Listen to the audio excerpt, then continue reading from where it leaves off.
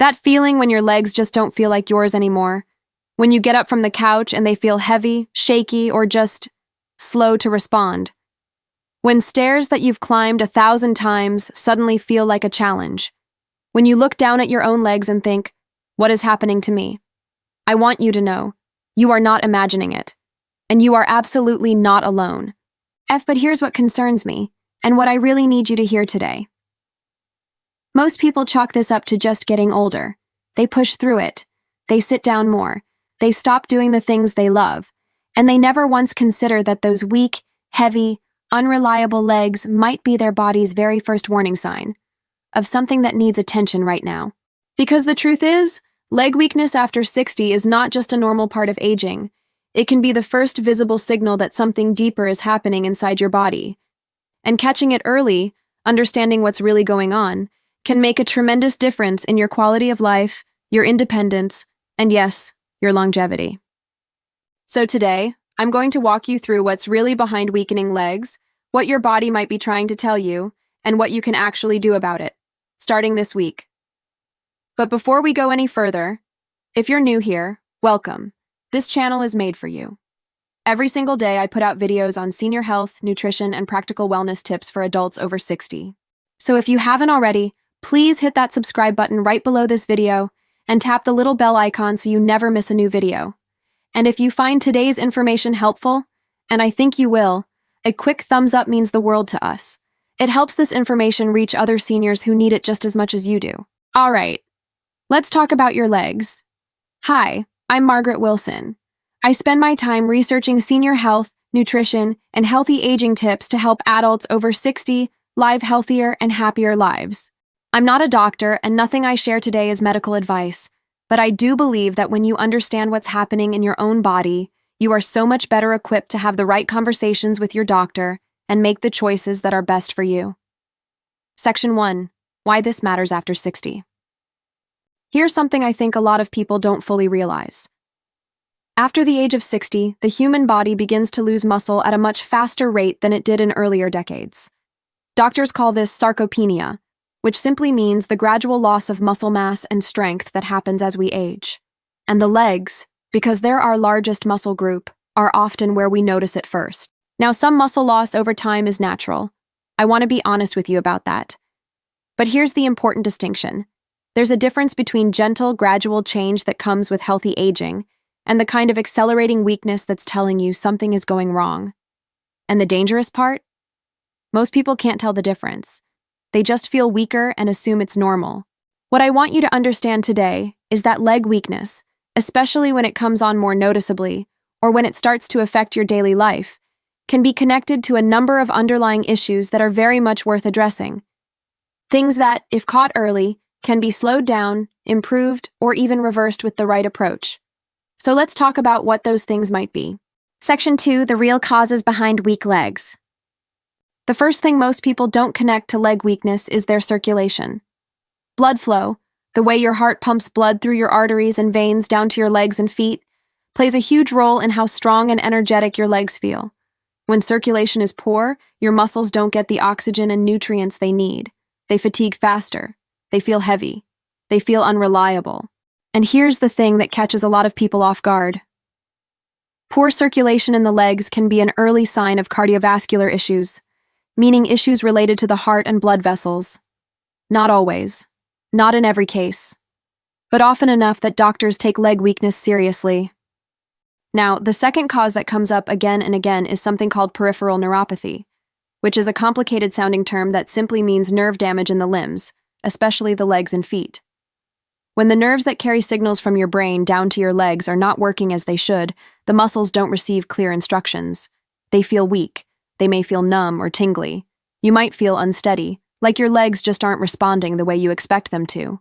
Peripheral neuropathy is extremely common in people over 60, and it's especially common in people with diabetes or prediabetes, a condition where blood sugar is higher than it should be. If you have any history of blood sugar issues, this is something to bring up with your doctor.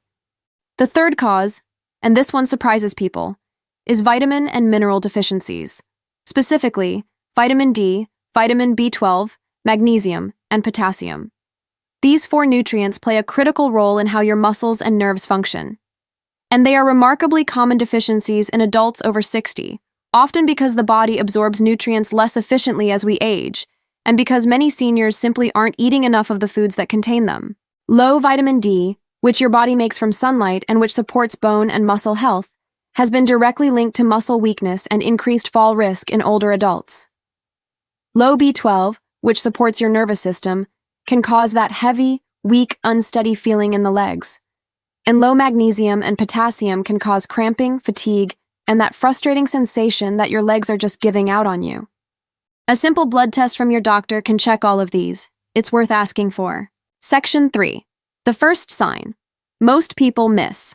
Now I want to talk specifically about what doctors call the first sign, because when it comes to leg weakness, there's a particular early signal that tends to show up before anything else, and it's something most people brush off entirely. It's this: difficulty rising from a chair without using your hands. I know that sounds almost too simple, but think about it. When you sit down in a chair, a regular dining chair, a car seat, a couch, and you go to stand back up, do your legs push you up cleanly and confidently? Or do you find yourself gripping the armrest, rocking forward, using your arms to help lift your own body weight? If it's the second one, if your legs alone can't do that job the way they used to, that's your body telling you something. That movement, standing up from a chair without using your hands, requires what doctors call lower extremity strength, meaning the strength of the thighs, hips, and core all working together. And when that starts to go, it doesn't just mean you're weaker. Research has shown it's connected to a higher risk of falls, a higher risk of cardiovascular problems, and even a predictor of overall longevity. There's actually a simple test based on this concept, sometimes called the sit-to-stand test, where doctors assess how many times a person can rise from a chair in 30 seconds without using their arms. It's one of the most reliable functional measures of lower body strength that exists.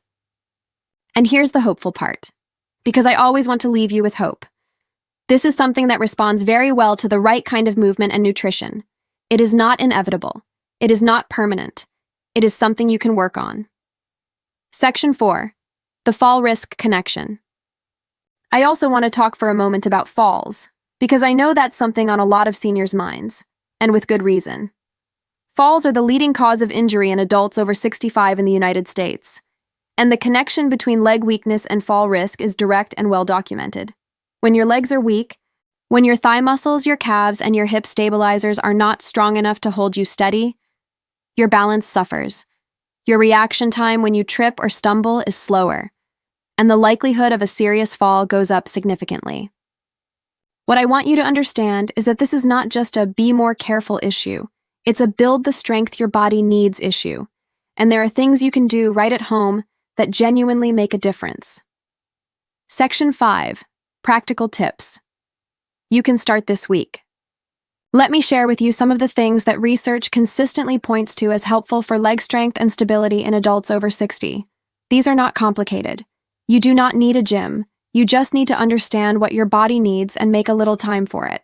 The first is seated leg raises. While sitting in a sturdy chair, slowly lift one leg straight out in front of you, hold it for a few seconds, then lower it. Alternate legs. This works your quadriceps, the big muscle on the front of your thigh, and it is remarkably effective even for people with limited mobility. 10 reps per leg once or twice a day is a wonderful place to start. The second is wall sits. Stand with your back against a wall and slowly slide down until your knees are bent. Not a full squat, just a partial bend. Hold for 10 to 20 seconds, then slide back up. This is a gentle but powerful way to build that chair rising strength we talked about. It wakes up muscles that may have gone a little dormant. The third is walking.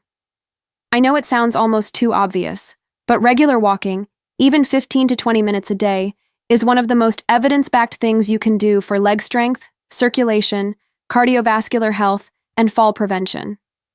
The key is consistency. Every day, even when you don't feel like it. Especially when you don't feel like it. The fourth is nutrition. Make sure you're getting enough protein.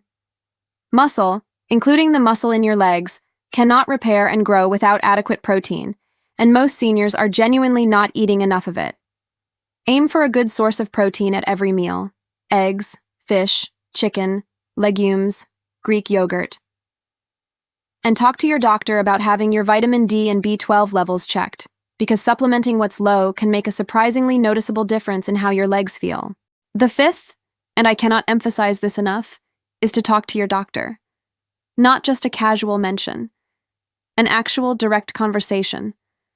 I've noticed my legs feeling weaker. I have trouble rising from a chair without using my arms. I want to know what's behind this. Ask for the tests. Ask about physical therapy. Ask about your circulation. You deserve a real answer, not just, well, you're getting older. Section 6. When to take it more seriously. Now, most of the time, leg weakness in seniors is related to the muscle loss, circulation, and nutritional issues we've discussed, and all of those can be addressed. But I do want to mention that there are situations where leg weakness can be a sign of something that needs prompt medical attention. If you experience sudden leg weakness that comes on quickly rather than gradually, that can be a warning sign of a stroke or a serious neurological issue. If you have weakness accompanied by chest pain, shortness of breath, or pain that travels down from your back or hip into your leg, please call your doctor right away or seek emergency care. I don't say this to frighten you. I say it because I want you to know the difference, and I want you to trust your own instincts. If something feels sudden or severe, please don't wait. I think about the seniors I've spoken with over the years, people who spent months or even years feeling their legs getting weaker, silently worrying, quietly giving up on the things they loved, skipping the walk they used to take every morning, avoiding the grandkids' soccer games because they weren't sure they could handle the uneven ground, turning down trips and outings because they were afraid. And what breaks my heart is that so many of them had no idea that what they were experiencing was addressable, that their body was giving them a signal, and that signal could be heard, understood, and responded to. Your legs carry you through life. Every step you take, every place you go, every person you reach, your legs are how you get there. And when they start to feel like they're failing you, it can feel like your independence, your freedom, your very sense of self is slipping away. But it doesn't have to be that way. You have more power here than you may realize. So here's what I want you to take away from today. Leg weakness after 60 is not something to simply accept and work around. It's a signal. It's your body asking for attention, for nourishment, for movement, for a conversation with your doctor. Check in with yourself right now. When you stand up from your chair at the end of this video, do your legs carry you cleanly? How has that changed in the last year? In the last 5 years? Notice it, name it, and then do something about it. Start with the simplest step you can take today. A short walk, a seated leg raise, a phone call to your doctor's office to ask about a blood panel. One step. That's all it takes to start moving in the right direction. Now I'd love to hear from you. Have you noticed your legs feeling weaker or less reliable than they used to be? Is there a specific moment, climbing stairs, getting up from a chair, walking across a parking lot, where you've thought, something's changed? Share it in the comments below. You might be surprised how many people here have felt exactly the same thing. This community is a safe place to be honest, and sometimes just knowing you're not alone makes all the difference. If today's video helped you, if it gave you even one thing to think about or one thing to try, please give it a thumbs up. It only takes a second, and it helps us reach more seniors who need this information. And if you haven't subscribed yet, please do. I upload a new video every single day on nutrition, mobility, healthy aging, and everything that helps you live well past 60, 70, 80, and beyond. Tap that subscribe button and the bell so you don't miss a thing. Thank you so much for spending this time with me today. Take care of those legs, take care of yourself, and I'll see you in the next video.